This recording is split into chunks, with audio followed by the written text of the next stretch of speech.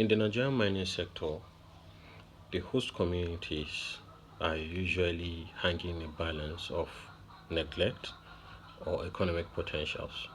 That is why the Nigerian Mining Act of 2007 brought about the CDAs, which is the Community Development Agreement.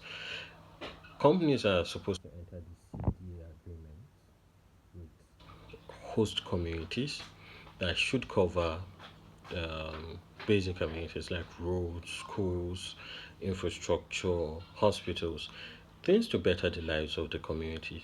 But communities like Ibeti in Oyo State, Akko in Gombe State, and even the Ogoni communities in River State have either complained about neglect or total absence of CDAs.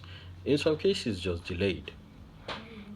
But in the real sense, what it is saying is there is a gap that the CDAs are either not fully implemented, partly implemented, or not implemented at all.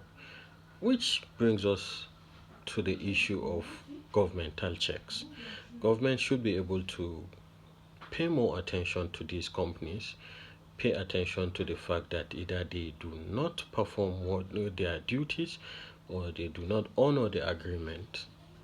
Either ways, there is need for a better checkmate.